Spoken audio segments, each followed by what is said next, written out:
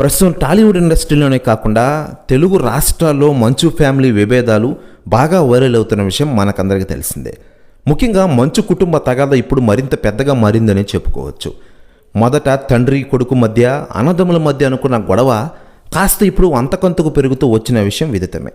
Police కేసులు, bind ఓవర్లు, తుపాకుల స్వాధీనం, మీడియా సమావేశాల వరకు వచ్చిందని చెప్పుకోవచ్చు. ముఖ్యంగా ఓ టీవీ రిపోర్టర్పై మోహన్ బాబు దాడి చేయడంతో వివాదం మరింతగా ముదిరిందని చెప్పుకోవచ్చు. ముఖ్యంగా జర్నలిస్టుపై దాడి చేసిన మోహన్ బాబు వెంటనే ఆసుపత్రిలో జాయిన్ అయ్యారు.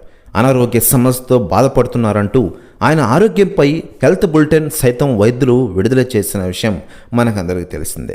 ఆసుపత్రి నుంచి డిశ్చార్జ్ అయిన మోహన్ బాబు వెంటనే తాను జర్నలిస్ట్పై చేసిన దాడిపై స్పందించిన విషయం మనకందరికీ తెలిసిందే.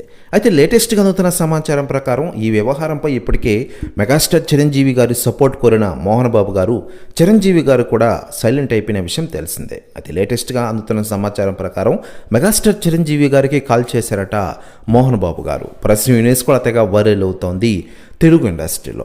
మరోవైపు జర్నలిస్టుల దాడిపై మోహన్ బాబు గారు స్పందించిన విషయం తెలిసిందే. దాదాపు 11 నిమిషాల ఆడియో విడుదల చేసిన ఆయన ఏ సందర్భంలో అలా చేయాల్సి వచ్చిందనేది వివరించే ప్రయత్నం చేసిన విషయం తెలిసిందే. ఇకపోతే మెగాస్టార్ చిరంజీవి గారి సినిమాల విషయానికి వస్తే ప్రస్తుతం ఆయన వరుస సినిమాలతో దూసుకెళ్తూ ఉన్నారు. విశ్వంవర సినిమాతో వచ్చేడాది సమ్మర్లో మన ముందుకు రాబోతున్నారు మెగాస్టార్ చిరంజీవి గారు.